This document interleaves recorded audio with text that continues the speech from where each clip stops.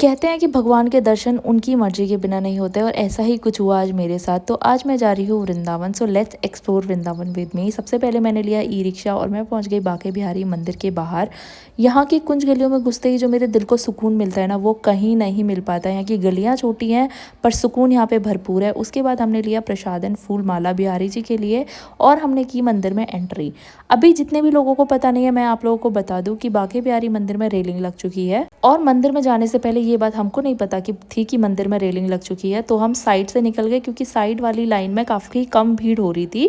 वहां से निकलने के बाद हमें पता चला कि यहाँ तो रेलिंग लग चुकी है और हम सबसे साइड वाली रेलिंग में आ गए हैं, जिसमें इस खंबे की वजह से बांके बिहारी जी के बिल्कुल भी दर्शन नहीं हो रहे थे।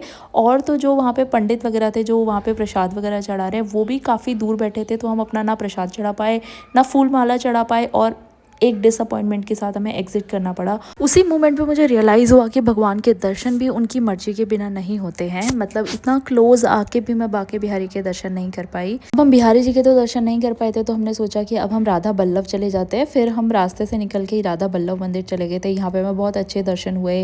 इवन वहाँ पे आरती भी हो रही थी, वो भी हमने अटेंड की। और वापस आते टाइम हमारे रूट पे फिर से बिहारी जी वाली गली पड़ गई थी। तो हमने सोचा कि जब हम आए हैं तो हमें बिहारी जी के दर्शन तो करने ही करने चाहिए। तो हम वापस फिर से निकल गए बिहारी जी के दर्शन करने के लिए। और इस बार लास्ट टाइम के कंपैरेटिव और भी ज़्यादा भीड़ थी और इस बार हम मिड वाली रेलिंग में ही गए थे। आराम से बहुत अच्छे से बिहारी जी के दर्शन भी किए। उसके बाद प्रसाद और फूल माला भी चढ़ाई। मुझे नहीं पता ये रेलिंग का कॉन्सेप्ट अभी लगा के इन लोगों ने अच्छा किया है या बेकार किया है, बट साइड वाली रेलिंग से तो भगवान के दर्शन ही नहीं हो रहे और जब दर्शन ही नहीं हो रहे तो क्या फ़ायदा है फिर मंदिर जाने का। और अभी भी सिर्फ एक या दो रेलिंग में भीड़ होने वाली है।